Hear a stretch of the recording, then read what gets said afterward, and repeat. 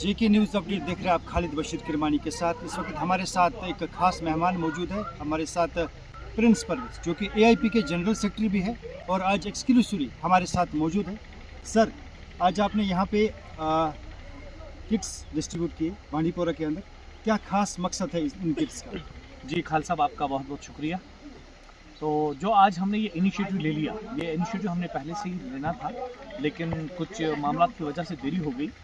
तो आज हमने यहाँ पे बांडीपुर से स्टार्ट किया है कि हमने क्रिकेट किट्स और यूनिफॉर्म्स आज डिस्ट्रीब्यूट की है कुछ गाँव में जाके। तो वहाँ पे हमने ये डिस्ट्रीब्यूट किया। हम चाहते हैं कि हमारा नौजवान जो है वो खेलों की तरफ रागिब हो जाए, अपनी तालीम के साथ साथ खेलों की तरफ रागिब हो जाए। और जो समाजी बिदात हैं, जैसे कि बांडीपुर में ड्रग्स की बात आम चल रही है, हर जगह पे ड्रग्स की बात हो रही है, हर जगह ये बात चल रही है कि हम चाहते हैं कि बांडीपुरा ड्रग्स फ्री हो। तो इस बारे में हम ज़्यादा से ज़्यादा ये कर रहे हैं कि हम लोगों को अवेयर करें। ये बात सही है, बातें सभी करते हैं, काम करना चाहिए। ग्राउंड पे काम करने से पता चलता है कि हम लोग क्या कर रहे हैं, हम लोग क्या नहीं कर रहे हैं। मेरा यही मतलब है कि मेरे जो यूथ है यहाँ के, जो हमारा कल है, मैं चाहता हूँ कि मेरे जो यूथ्स हैं वो खेलों की तरफ ज़्यादा से ज़्यादा रागिब हो जाएं और समाजी बिदात से दूर रहें। खेल के साथ साथ बात करेंगे शुमाली कश्मीर बांडीपोरा की तामीर और तरक्की के हवाले से और मौजूदा सरकार की भी बात करेंगे। लेकिन इससे पहले बात करेंगे ज़िला बांडीपोरा की, क्योंकि ज़िला बांडीपोरा कहा जाता है कि आज तक सियासत का शिकार बना, और क्यों बना, क्या वजूहात रही, वो भी जानने की कोशिश करेंगे। लेकिन पहले सवाल आपसे सर, क्या लगता है आपको, एक साल सरकार मौजूदा सरकार को हो गया तो आपको क्या लगता है बांडीपोरा में कहाँ पे आपको लगता है कि डेवलपमेंट हुई? देखिए खालिद साहब, मैं इस बारे में आपसे यही कहूँगा कि बांडीपुर जो लग रहा है we are lacking behind.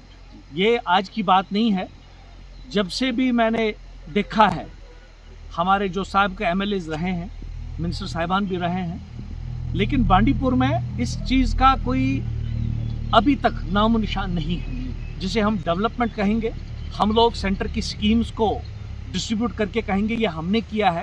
I don't think it is fair. जी। चाहे जो भी हमारे पास at the helm of affairs पिछले दौर से ही रहे हैं, चाहे आज के दौर में हैं, उनका यही मानना होता है कि वो अपने काम गिनवाते हैं। लेकिन हमें ऑन ग्राउंड ये चाहिए कि we should be very fair to the people. लोगों को लगना चाहिए कि यहाँ पे ये काम हो गया है। मैं आज यहाँ पे इस गांव में आके यहाँ पे बैठा हूँ तो यहाँ के लोगों को पता है कि प्रिंस परवेज यहाँ आया है। ऐसा नहीं है कि मैंने घर में जाके अपने घर में बैठ के इनको वहां बुलाया और इनको वहां से कह रहा हूँ कि मैं वो कर रहा हूँ, मैं ये कर रहा हूँ। तो यहाँ पे बांडीपुर की तामीर तरक्की की बात है तो उस बारे में मुझे बड़ा शर्मिंदगी से कहना पड़ता है कि हमारे सियासतदान जो आज तक रहे हैं तो इस मामले में फेल रह चुके हैं और फेल भी हैं। इलेक्शन के बाद बांडीपोरा में जो इलेक्शन हुए, इंतखाबात हुए, उसके बाद तीनों एमएलए रूलिंग पार्टी से, आज तक कहा जाता था कि बांडीपोरा की बदकिस्मती है कि जो यहाँ पे एमएलए मुंतखब होता है तो उसकी वहाँ पे पार्टी नहीं होती, उसके बाद जो है बड़ी मुश्किलात का सामना करना पड़ता है। लेकिन सर, यहाँ पे सवाल है कि बांडीपोरा की जो एडमिनिस्ट्रेशन में जो बड़े बड़े ऑफिशियल्स हैं वो अभी भी एडिशनल चार्ज पे है। यहाँ पे 3 एमएलए हमारे रूलिंग पार्टी से है, उसके बाद भी बांडीपोरा के दूर दराज के लोग डीसी ऑफिस आते हैं सुबह और शाम को फिर खाली हाथ वापस लौटते हैं, क्योंकि वहाँ पे ना ही वहाँ पे एडी फूड होता है, ना ही वहाँ पे अगर हम बात करेंगे R&B की या फिर सोशल वेलफेयर डिपार्टमेंट की, तो उनके जो हेड्स है वो भी वहाँ पे नहीं होते, जिसकी वजह से जो है आम लोगों को बड़ी मुश्किलात का सामना करना पड़ता है। देखिए खालिद साहब, सॉरी टू से, ऐसा नहीं है कि काम नहीं हो रहे हैं जी, लेकिन इसमें मुझे लग रहा है कि हमारे जो लीडर साहिबान हैं, जिन लोगों को हमने चुना है, बांडीपुर के लोगों ने जिनको इख्तियारात दिए हैं, मुझे नहीं लग रहा है कि वो कहीं ना कहीं पे वो लैग कर रहे हैं। उनमें मैं नहीं कहूँगा कि वो बासलाहियत नहीं है, लेकिन मुझे लग रहा है सलाहियत की कमी है। तो मैंने देखा है, नज़ीर गुरैजी साहब जब एमएलए बने 2008 में तो हुकूमत पीडीपी की थी, तो नेशनल में रह के उनने उतने काम नहीं किए गुरेज में जितने उनने उस टेन्योर में किए जब पीडीपी की हुकूमत थी। तो ये एक कैंडिडेट पर डिपेंड है कि वो कितना एनर्जेटिक है, वो कितना काम करना चाहता है, वो कितना अपने लोगों के लिए, अपने इलाके के लिए करना चाहता है।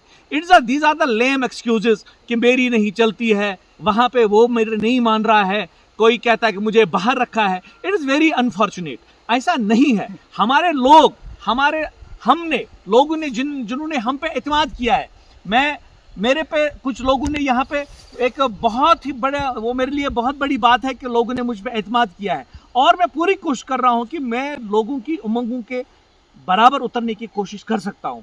हमारे पास पावर नहीं है, लेकिन पावर न होने के बावजूद भी हम लोगों के साथ जुड़े हुए हैं, लोगों के साथ बैठते हैं। जहाँ पे भी तामीर तरक्की की बात हो वो हम लोग कर रहे हैं। जैसे कि हमारे पार्लियामेंट मेंबर इंजीनियर रशीद साहब हैं, जैसा आपको मालूम है, मैं आपको अब अगर काम गिनाने बैठूंगा तो मैं अपनी फाइल साथ लेके आता तो मैं आपको बताता कि मैंने लंक्सपोरा में, अष्टिंगू में, आलूसा में, बनकूट में, अरिन में, बांडीपुर में, सुमलर में, चौटीमुला में मैंने कितने कामों के लिए पेमेंट रिलीज कराई है। वो मुझे मालूम है, जिनका टेंडर कुछ का हुआ है, कुछ का होने वाला है।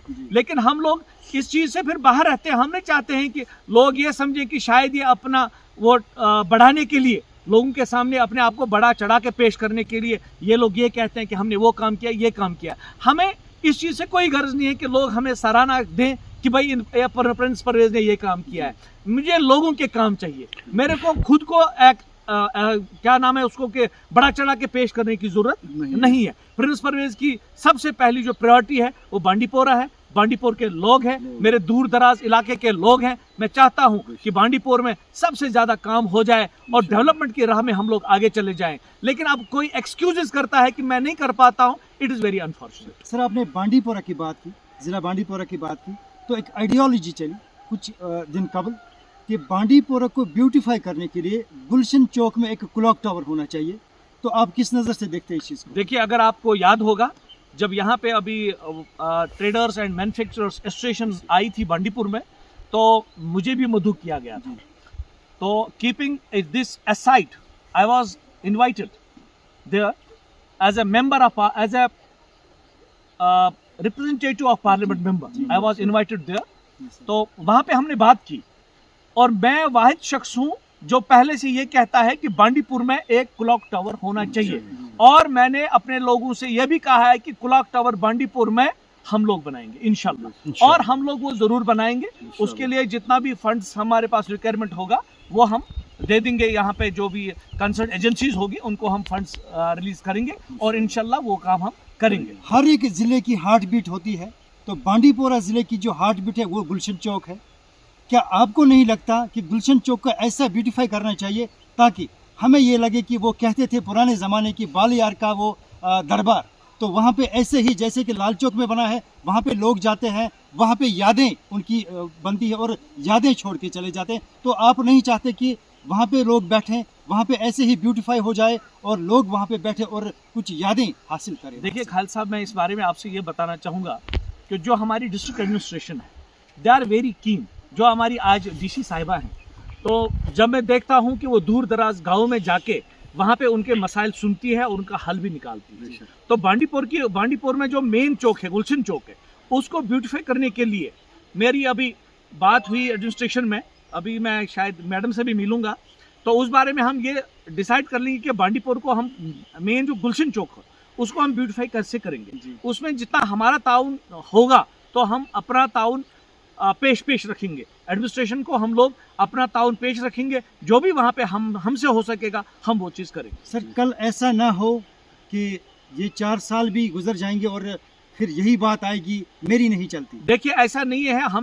हम आज तक नहीं मुकरे हैं। इंजीनियर रशीद साहब 2008 से एमएलए रहे हैं और उसके बाद एमपी बने हैं। हमारी बदकिस्मती है कि वो जेल में है, वरना everybody was accountable before him. यहाँ पे जो भी काम हो रहे हैं अभी हम उस पर ध्यान नहीं दे रहे हैं, क्योंकि यहाँ पे जो भी प्लान्स हैं, जो भी ARPs हैं, ADPs हैं, जो भी डेवलपमेंट के लिहाज से है, उसका चेयरमैन एमपी होता है। लेकिन यहाँ पे क्या हो रहा है अभी हम उसमें नहीं जाएंगे, but we are very much after it कि हम लोग देखेंगे कि काम कहाँ पे क्या हो रहा है। तो जहाँ पे हमें लगेगा कि काम सही से नहीं हो रहा तो हम आगे उसके लिए एहतिजाज करने चले आएंगे। सर, आखिर में एक सवाल आपसे। जी। कल राज्यसभा का इलेक्शन हुआ जी, तो उसके बाद नेशनल कॉन्फ्रेंस ने बड़ी अक्सरियत में वहाँ पे जीत हासिल की और एक सीट जो थी वो बीजेपी के खाते में चली गई। लेकिन क्या आपको लगता है फिर से जो हमारे विधायक है, जो हमारे MLAs है, जिनको लोगों ने चुना, तो उन्होंने लोगों के लिए कल राज्यसभा मेंबर्स चुने, उन्हें लगा कि हल से ही हल है? देखिए ऐसा नहीं है। जैसा आप सोचते हैं, no doubt you are a journalist, you can speak anything, लेकिन ऐसा है जो कल का राज्यसभा का वोट था, it was totally against BJP, it was not in favour of NC but it was against BJP.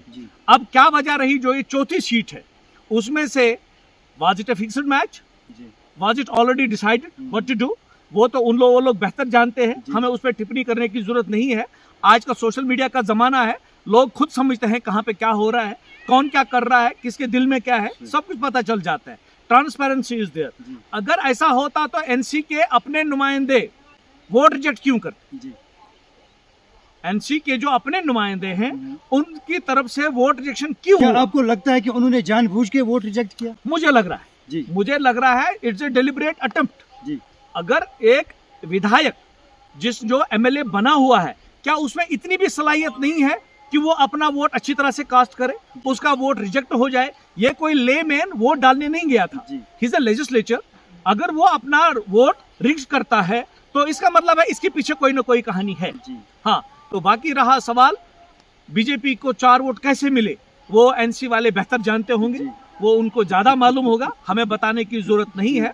तो हमने जो हमारा वोट था, हमने ओपनली कहा था we are supporting NC to keep BJP away. तो हमारा तो क्लियर स्टैंड है। ऐसा ही जिसने कहा है, उसने किया है। अब अंदर क्या वहाँ पे कौन सी खिचड़ी पक रही थी तो उमर साहब बेहतर जानते हैं। बहुत बहुत शुक्रिया आपका। थैंक यू वेरी ये मच। थे हमारे साथ एआईपी के जनरल सेक्रेटरी प्रिंस परवेज साहब।